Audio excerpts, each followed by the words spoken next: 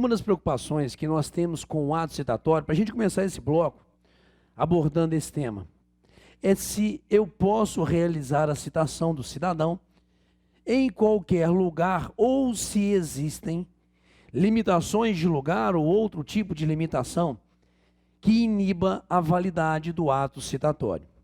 Para isso, a gente tem que dar um pulinho, vamos lá, Código de Processo Civil 243, senhores, marca com fé.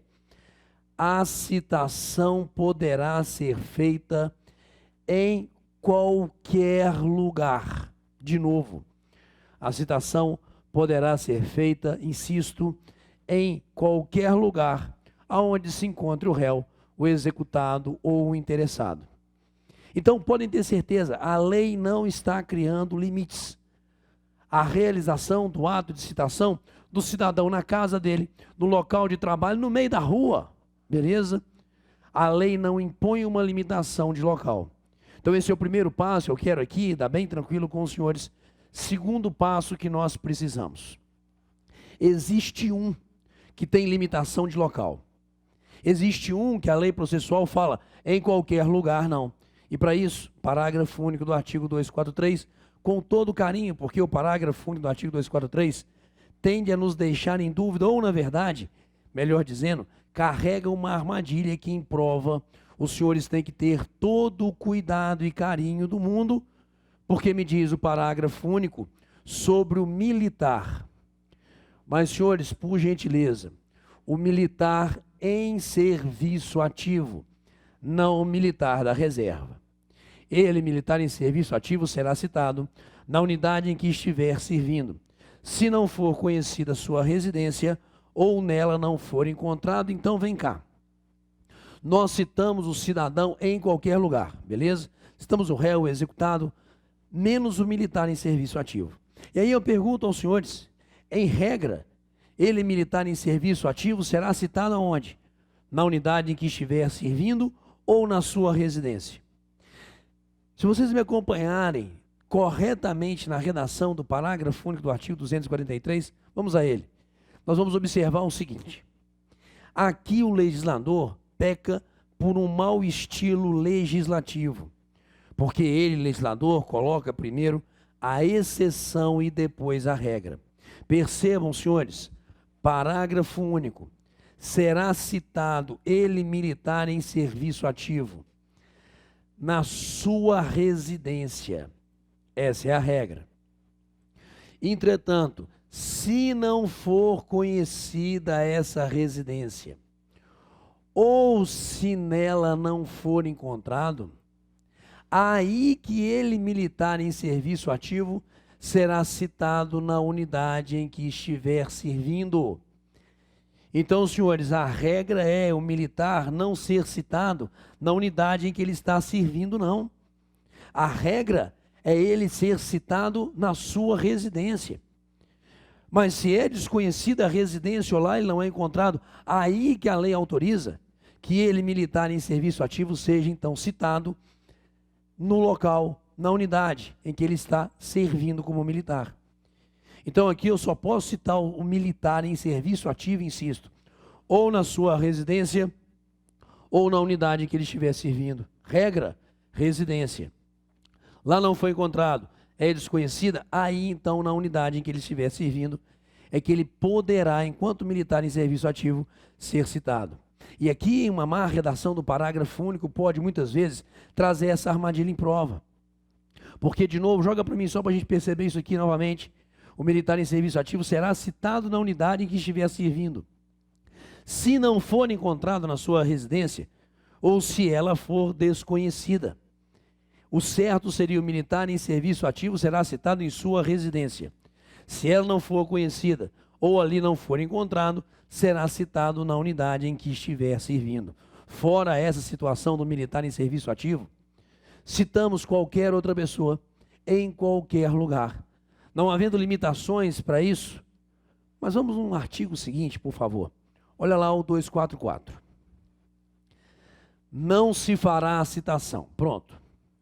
Então, ele, artigo 244, vai trazer para a gente situações em que não poderia o ato citatório ser realizado. E se for realizado nessas situações, possivelmente a gente poderia discutir a figura da validade, melhor dizendo, da nulidade do ato. Não se fará a citação, salvo para evitar perecimento do direito. Porque se há ali uma possibilidade de perecimento do direito, prescrição, decadência, vamos citar, beleza? Então, as hipóteses que abaixo a gente observará são hipóteses já relativizadas no caput. Ele, caput, já está dizendo para a gente, tá? Beleza? Ele, caput, já nos informa que há uma situação excepcional. Não citarei, quer ver? Joga lá para mim, por favor, item 1, só para a gente entender a estrutura do 244. Ok, está aqui, ó. Não se fará citação de quem estiver participando de ato de culto religioso. Em nenhuma hipótese será citado aquele que estiver participando de ato de culto religioso. Falso. Falso, velho. Beleza? Por quê? Porque para evitar perecimento de direito, nós podemos realizar a citação, sim, de quem ali estiver participando de ato de culto religioso. Então você tem que entrar no 244 já com essa perspectiva, tá? Com essa perspectiva de que aquilo que a gente ali enumerar, que aquilo que a lei está enumerando para a gente no 244, já é relativizado pelo caput. Em nenhuma hipótese será citado falso. Falso. Porque para evitar perecimento de direito, realizaremos sim a citação. Aquele cidadão que estiver participando de um ato de culto religioso. Tiramos fora, então, a situação excepcionalíssima e vamos enfrentar todos os incisos do 244, por gentileza. Está ali, ó. Não se fará citação de quem estiver participando de ato de culto religioso. Não se fará citação de quem estiver participando de ato de culto religioso. Posso citar o cidadão num templo religioso, seja de qualquer religião? Ou não, senhores? Linka com 243, por favor. Eu cito o cidadão em qualquer lugar aonde ele estiver. De novo, eu cito o cidadão em qualquer lugar. Até porque o cidadão, de repente, pode estar dentro de um templo religioso, ok? E não estar praticando um ato de culto religioso. Senhores, o cidadão pode ser ateu, mas adorar, tirar foto de anjinho barroco, beleza? Logo, ele se encontra dentro de uma igreja fazendo o quê? Alguma coisa que não seja um ato de culto religioso é possível. Então, por gentileza, mesmo nas hipóteses do artigo 244, não caiam em armadilha. Posso sim citar o cidadão em templo religioso, na rua, na casa dele, aonde for. A preocupação nossa é o seguinte: ele está participando de um ato de culto religioso, aí eu preservo, aí eu não cito, eu preservarei essa religiosidade desse cidadão. Portanto, não faremos citação, salvo para evitar perecimento do direito. A gente sempre tem que relativizar a quem estiver participando de ato de culto religioso. Pegamos, senhores? Maravilha, essa é a primeira hipótese em que ele, artigo 244, cria esse fator inibitório do ato citatório. Vamos ao item 2, por favor. Também não faremos a citação de cônjuge, companheiro ou de qualquer parente do morto, consanguíneo ou afim, em linha reta ou na linha colateral em segundo grau, no dia do falecimento e nos 7 dias seguintes. Senhores, aqui nós temos a preservação do estado de luto do cidadão. Beleza? De novo, aqui nós preservamos a situação do luto. E essa preservação se faz muito presente, até porque nós sabemos muitas vezes a morte de um cônjuge, de um parente, faz com que a pessoa, de repente esteja ali totalmente desamparada, ok? Então, essa é a ideia de eu preservar esse sentimento de luto do cidadão. Muitas vezes sabemos, de novo, essa morte pode tirar o cidadão meio do ar. Então, senhores, por gentileza, eu também aqui não tenho nesse item 2 nenhuma situação de local. Eu tenho a preservação, mas a preservação de quê? Do luto do cidadão. De quem? Joga lá para mim. Primeiro, eu preservo o dia do falecimento e os 7 dias seguintes, ok? Durante esse período de luto, eu inibo a prática do ato citatório, de novo, no dia do falecimento e nos 7 dias seguintes. Morte de quem? De cônjuge. Só que a gente pensa também na figura da união estável e, portanto, a morte de companheiro também dá ao cidadão a preservação do seu estado de luto, inclusive pela proximidade que a gente tem ali do casamento, da união estável, não é isso? Às vezes a união estável tem uma ligação das pessoas muito mais impactantes do que o próprio casamento, aí é a concepção de cada um, ok? Mas estou preservando a morte do companheiro, do cônjuge, o luto, ok? Essa é a ideia. Mas também de parentes, sejam eles, pode jogar para mim, Guilherme, por favor, sejam eles parentes consanguíneos ou afins, beleza? Seu cunhado ou cunhada é parente por afinidade. Você não tem laço sanguíneo com a pessoa, não é o seu irmão, não é a sua irmã, correto? Mas é o agregado ali, correto? Então é o chamado parente por afinidade. Consanguíneo afim. Em linha reta ou na linha colateral, em segundo grau. Senhores, parentesco em linha reta. Isso aqui é um parentesco em linha reta. Posso vir até um pouquinho mais, ok? Isso aqui é parentesco na linha colateral. Exemplo, esse cidadão teve 2 filhos. Logo, esse aqui teve também um filho. Então, se você fizer isso aqui, ó, você tem uma linha reta, tá vendo? Aonde você tem o filho, o pai, o avô. Só que esse avô desse cidadãozinho aqui, ó, teve um segundo filho, ou seja, é tio, porque ele teve aqui, ó, 2 filhos, são irmãos, esses aqui. Isso é parentesco entre esses aqui, ó. Entre esse e esses aqui, ó, são parentesco na linha colateral, porque você vai a um, ok?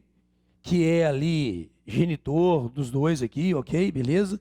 E bifurca. Não faz isso aqui, ó. Filho, pai, avô, bisavô. Isso é linha reta.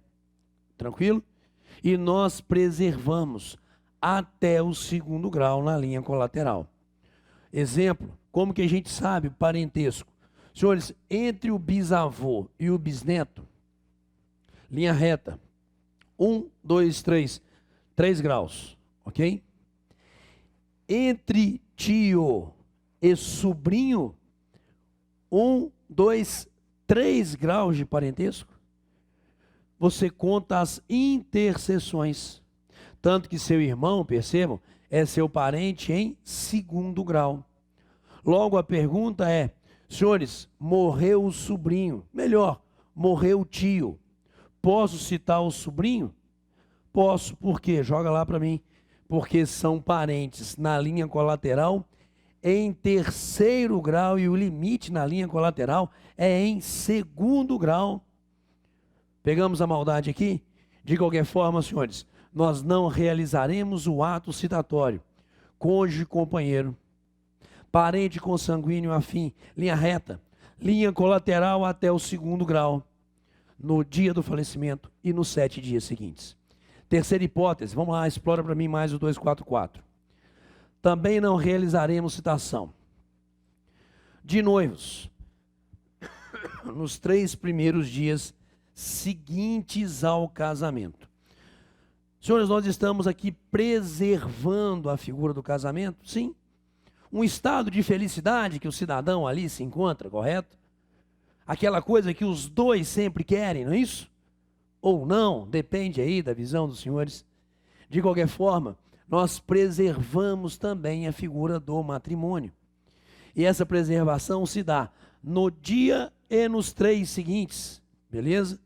Da figura ali do contrair as ditas núpcias. Portanto, também nós preservamos, item 3, pode jogar para mim, os noivos nos 3 primeiros dias seguintes ao casamento item 4. Também não faremos citação do doente enquanto grave o seu estado. O que a gente está aqui não é pensando numa pessoa que esteja com uma doença terminal, mas está de boa. Há situações de pessoas que têm doenças que podem conduzi-las à morte, mas que têm ali ainda uma forma de viver basicamente normal.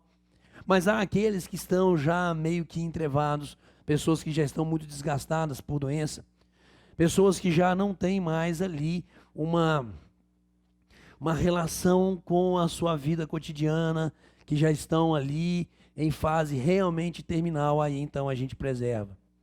Situação de um cidadão que esteja já num estado comatoso, eu não tenho como ali realizar o ato citatório. Então, doente, enquanto for grave o seu estado, nós inibimos a prática do ato citatório e pouco importa o local, senhores. Porque nesses 4 itens aqui descritos no artigo 244, nenhum deles leva em consideração o local. Preservamos a figura da religiosidade, do luto, do casamento e doente enquanto grave o seu estado. Tudo isso salvo para evitar perecimento do direito. Portanto, bastante carinho de novo, joga para mim, eu quero que os senhores lembrem. 243, em qualquer lugar, salvo militar em serviço ativo. E eu não farei citação, salvo para evitar perecimento de direito, nessas 4 hipóteses do artigo 244. E chegamos ao 245, pelo seguinte: o cidadão está no estado comatoso, beleza? Mas, de repente, para evitar perecimento de direito, eu tenho que citá-lo. Eu, oficial de justiça, vou até o réu, encontro o réu, só que eu acredito que ele não está ali gozando a plenitude das faculdades mentais. Como que eu vou realizar o ato citatório? Aí, rotina 245. Não se fará a citação quando se verificar que o citando é mentalmente incapaz ou está impossibilitado de recebê-lo. Nesse caso, o oficial de justiça não realiza o ato citatório. Volta com o mandado em mãos e devolve em secretaria, certificando, deixei de citar, e expondo como que ele encontrou o cidadão. Claro que ele, oficial de justiça, não tem ali, digamos, o conhecimento médico suficiente para realmente ver a impossibilidade ou ali que o cidadão não estaria gozando da plenitude das suas faculdades mentais. Razão pela qual a lei fala o seguinte, continuemos. O oficial descreve, certifica o que aconteceu, não cita, e aí o juiz nomeia um médico para poder examinar esse réu, esse citando. E esse médico vai apresentar um breve laudo, ok? No prazo de 5 dias. Dizendo, fui até o cidadão, não tem problema nenhum. Ótimo, vamos lá e vamos citá-lo. Não, realmente existe uma impossibilidade, existe uma deficiência mental, me permitam assim chamar, desse cidadão a ser citado. Aí, nesse segundo caso, quando o médico, designado pelo juiz, realmente constata essa deficiência, aí então, parágrafo 4º. Reconhecida a impossibilidade, o juiz nomeará um curador. Um curador que a gente chama de curador especial para esse réu. Observando quanto à sua escolha, a preferência estabelecida na lei, só que essa nomeação de curador é tão somente para essa causa. Eu não estou interditando o cidadão. Eu não estou privando ele dos atos convencionais da vida civil. É um breve laudo médico e isso dá a ele um curador especial só para esse processo. Se é necessário depois um procedimento de interdição, é outra conversa, ok? Mas dado a esse cidadão, então, já que o médico falou que ele realmente não teria condições, pode julgar aqui? Nós vamos, então, dar a ele um curador especial e a citação será feita na pessoa do curador.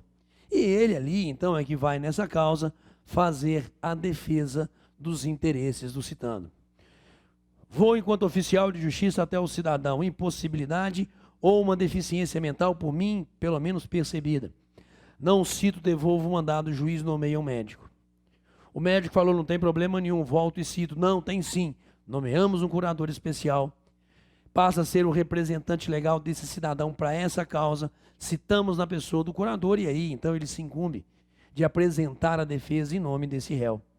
Só que a lei processual e ele, novo CPC aqui, agrega um elemento que o velho não trazia. Qual? Imaginemos a seguinte situação.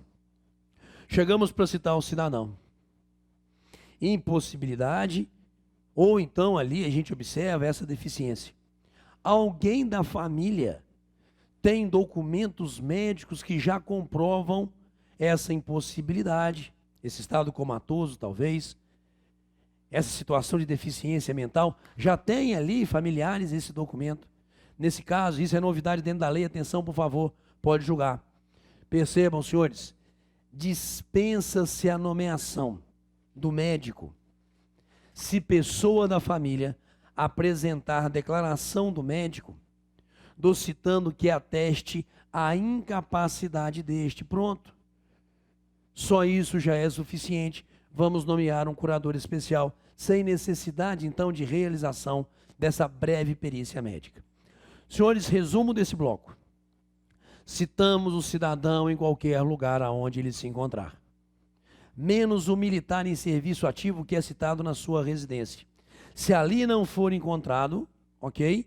Aí que ele será citado na unidade em que estiver servindo. Mas a regra é essa, eu cito o cidadão em qualquer lugar. Eu crio situações de lei inibitórias da realização do ato citatório, nenhuma delas linkadas com o local, para evitar perecimento de direito. Prática de culto religioso, o luto em razão da morte de cônjuge, companheiro, não é isso? Parente, consanguíneo, afim, em linha reta, na linha colateral, segundo grau, no dia do falecimento e nos 7 dias seguintes, noivos 3 dias após o casamento e quando ali seja um cidadão que tenha uma doença e esteja em estado grave. Essas são as situações inibitórias da prática do ato. E se o oficial de justiça constata uma impossibilidade de realização do ato citatório, nós temos a rotina que nós acabamos de apresentar para os senhores no artigo 245. Beleza? É isso aí, senhores. Valeu.